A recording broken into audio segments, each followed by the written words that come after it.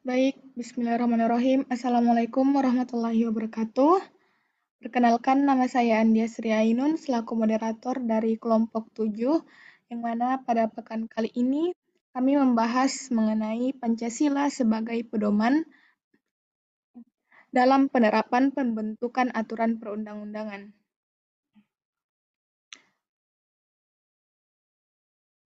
Sebelum saya lanjut kepada pemateri, izinkan saya terlebih dahulu untuk memperkenalkan anggota kelompok saya.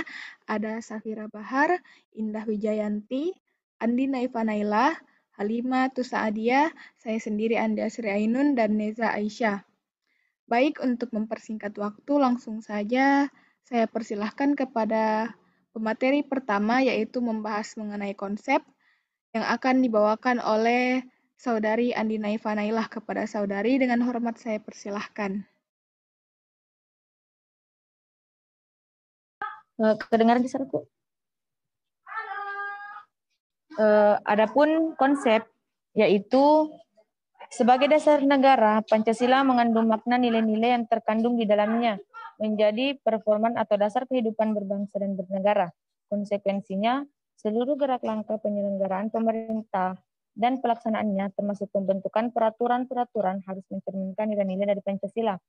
Pancasila sebagai sumber dari segala sumber hukum berarti bahwa Pancasila adalah kaidah fundamental dan dari tertinggi kedudukannya, sehingga pembentukan peraturan-peraturan berpedoman kepada kelima sila Pancasila. Pancasila memiliki 3 nilai dalam pembentukan perundang-undangan, yaitu pertama nilai dasar, yaitu asas-asas yang diterima sebagai dalil dan sedikit banyaknya mutlak. Nilai dasar Pancasila tersebut adalah ketuhanan, kemanusiaan, persatuan, nilai kerakyatan, dan nilai keadilan. Kedua, nilai instrumental, yaitu pelaksanaan umum dari nilai-nilai dasar, terutama berbentuk norma hukum yang selanjutnya dikristalisasi dalam peraturan perundang-undangan. Ketiga, nilai praktis, nilai sesungguhnya dilaksanakan dalam kenyataan yang berasal dari nilai dasar dan nilai instrumental, sehingga nilai praktis sesungguhnya menjadi batu uji apakah nilai dasar dan nilai-nilai instrumental benar-benar hidup dalam masyarakat Indonesia. Ketiga nilai-nilai itu kemudian dikonkritisasikanlah ke dalam norma-norma hukum.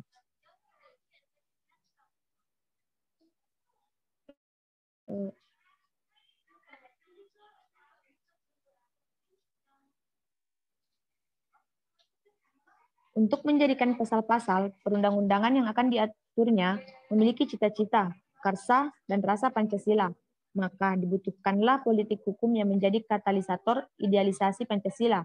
Hal ini karena dengan politik hukum, maka nilai-nilai luhur sila-sila Pancasila dapat dijabarkan atau kemudian diimplementasikan daerah. Semua undang-undang yang akan diaturnya sehingga undang-undang baru menjadi bagian yang integral dan tidak bertolak belakang pengaturannya dengan beraura dan roh positif Pancasila. Melalui politik hukum yang bersendikan kelima sila Pancasila akan berpengaruh besar terhadap materi dan substansi kalimat, pasal-pasal yang akan diaturnya undang-undang yang dibentuknya. Strategi dengan memasukkan dan menjadikan Pancasila sebagai bagian kesatuan akan dihasilkan pembangunan hukum nasional yang menyatunya nilai-nilai luhur dari Pancasila dalam setiap peraturan perundang-undangan yang diaturnya adalah refleksi semangat, cita-cita, dan nilai-nilai luhur Pancasila yang telah ada dan hidup beserta menjadi bagian kehidupan seluruh bangsa Indonesia. Terima kasih, saya kembalikan kepada moderator. Baik, terima kasih Saudari Andi Naifa Nailah. Materi selanjutnya yaitu mengenai realita yang akan disampaikan oleh Saudari Safira Bahar. Kepada Saudari, dengan hormat saya persilahkan. Baik, terima kasih atas kesempatan yang telah diberikan kepada saya. Saya akan menjelaskan bagian realita. Dalam hal pembuatan peraturan perundang-undangan, pasal 2 ayat 2, Undang-Undang Nomor 12 Tahun 2011 tentang pembentukan peraturan perundang-undangan secara eksplisit menyatakan bahwa Pancasila merupakan sumber segala hukum negara. Dalam dinamika proses kemasyarakatan, Pancasila diwujudkan dalam berbagai bidang kehidupan, juga dalam bidang hukum. Penerapan atau realisasi Pancasila pada bidang kehidupan hukum itu menumbuhkan ketentuan-ketentuan hukum yang dijiwai atau diwarnai oleh Pancasila.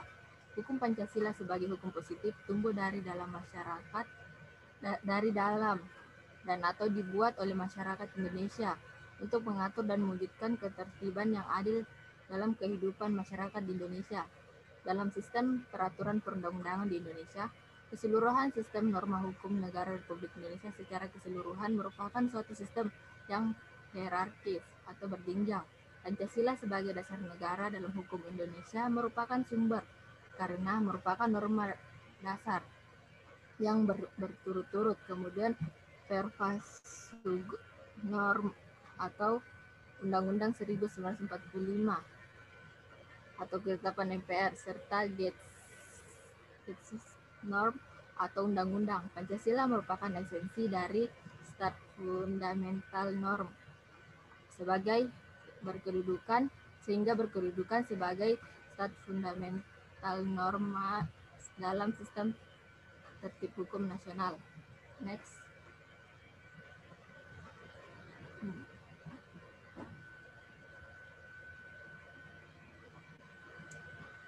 Konsekuensi Pancasila merupakan sumber bagi pembentukan pasal-pasal dalam Undang-Undang Dasar 1945, merupakan sumber dan dasar bagi pembentukan peraturan di bawahnya. Namun, dalam kenyataannya, Pancasila yang sudah disepakati menjadi dasar negara Republik Indonesia disamakan kedudukannya dan disejajarkan dengan Undang-Undang Dasar 1945, Negara Kesatuan Republik Indonesia Bhinneka Tunggal Ika, yang kemudian disebut dengan istilah pilar berbangsa dan bernegara. 4 pilar kehidupan berbangsa dan bernegara dipandang sebagai sesuatu yang harus dipahami oleh para penyelenggara negara bersama seluruh masyarakat dan menjadi panduan dalam kehidupan berpolitik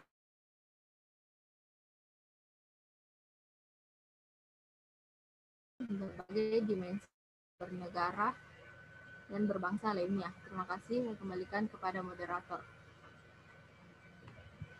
Baik, terima kasih Saudari Safira Bahar. Selanjutnya materi mengenai masalah yang mana akan disampaikan terlebih dahulu oleh Saudari Indah Wijayanti. Kepada Saudari dengan hormat saya persilahkan.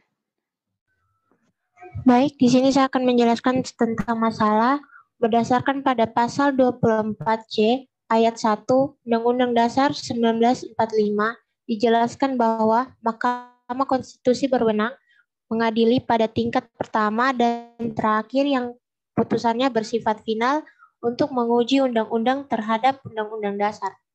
Kemudian, Undang-Undang Nomor 24 Tahun 2003 tentang Mahkamah Konstitusi yang telah diubah dengan Undang-Undang Nomor 8 Tahun 2011 tentang perubahan atas Undang-Undang Nomor 24 Tahun 2003 tentang Mahkamah Konstitusi yang menyatakan bahwa Mahkamah Konstitusi berwenang mengadili pada tingkat pertama dan terakhir yang putusannya bersifat final untuk menguji undang-undang terhadap Undang-Undang Dasar Negara Republik Indonesia tahun 1945. Next.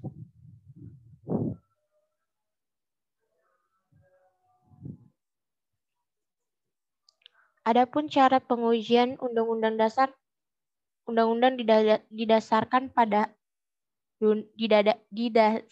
pasal 51 ayat 1 Undang-Undang Mahkamah Konstitusi menyatakan yang menganggap hak dan atau kewenangan konstitusional dirugikan oleh berlakunya undang-undang, yaitu yang pertama perorangan warga negara Indonesia, kesatuan masyarakat hukum adat sepanjang masih hidup dan sesuai dengan perkembangan masyarakat dan prinsip negara, kesatuan Republik Indonesia yang diatur dalam undang-undang, badan hukum publik dan privat atau lembaga negara. Selanjutnya akan disampaikan kepada teman saya, yaitu Neza. Baik, sebelumnya terima kasih Saudari Indah Wijayanti. Materi selanjutnya akan dilanjutkan oleh Saudari Neza Aisyah. Kepada Saudari, dengan hormat saya persilahkan.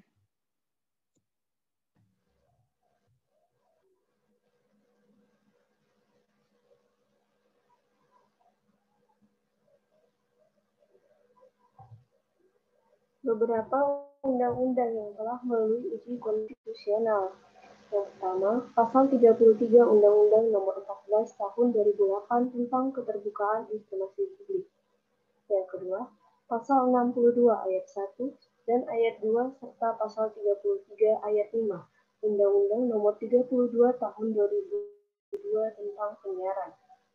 Yang ketiga, Pasal 46 Ayat 3 huruf C nomor UU Nomor 32 Tahun 2002 tentang Penyiaran dan Pasal 13 huruf C Undang-Undang Nomor 40 Tahun 1999 tentang Pers.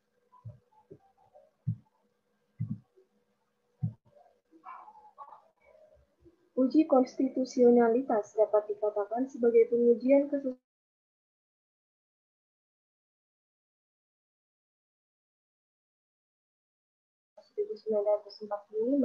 dan tidak dilakukan uji konstitusionalitas, maka kemungkinan yang terjadi yaitu ketidakcocokan antara peraturan yang dibuat dengan kondisi masyarakat serta moral yang berlaku, yang dimana kemungkinan akan terjadi penolakan dari pihak termasuk petinggi negara dan masyarakat, sehingga potensi buruk yang terjadi adalah pencabutan pasal undang-undang yang bertentangan dengan undang-undang dasar tersebut. Tindakan penolakan tersebut dapat berujung pada kerusuhan yang ada pada masyarakat. Baik, terima kasih. Saya kembalikan kepada moderator. Baik, terima kasih Saudari Neza Aisyah. Dan materi yang terakhir yaitu mengenai solusi yang akan disampaikan oleh Saudari Halimah Tusaadia. Kepada Saudari dengan hormat saya persilahkan.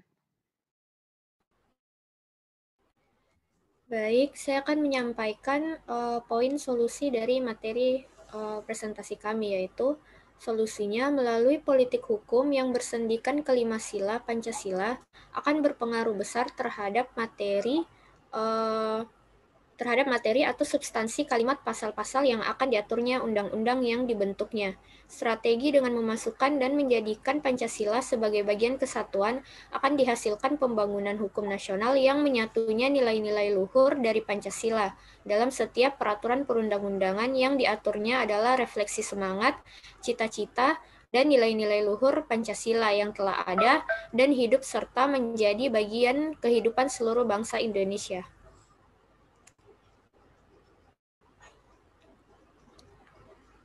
Kemudian adapun upaya-upaya untuk menerapkan Pancasila sebagai sumber segala sumber hukum dalam sistem hukum nasional, yaitu yang pertama, menjadikan Pancasila sebagai suatu aliran hukum agar tidak terjadi lagi disharmonisasi hukum akibat diterapkannya pluralisme hukum. Kemudian yang kedua yaitu mendudukkan Pancasila sebagai puncak peraturan perundang-undangan agar Pancasila memiliki daya mengikat terhadap segala jenis peraturan perundang-undangan, sehingga tidak melanggar asas lex superiori derogat legi inferiori. Sekian, saya kembalikan ke moderator. Baik, terima kasih Saudari Halimah. Demikianlah presentasi dari kelompok kami. Terima kasih banyak. Sebagai penutup, kesimpulannya yaitu kita ketahui bersama bahwa Pancasila sebagai dasar negara juga merupakan sumber dari sumber hukum yang ada di Indonesia, yang mana Pancasila ini memuat nilai-nilai kehidupan yang berlaku di masyarakat. Dan selain itu, dalam pembentukan perundang-undangan, pada kenyataannya terdapat beberapa peraturan perundang-undangan yang tidak sesuai dengan nilai-nilai yang ada dalam Pancasila, dan oleh karena itu dilakukanlah uji konstitusionalitas yang mana dilakukan oleh Mahkamah Konstitusi. Sekian dari kami, terima kasih banyak dan mohon maaf atas segala kekurangannya. Saya tutup. Assalamualaikum warahmatullahi wabarakatuh. Waalaikumsalam warahmatullahi wabarakatuh.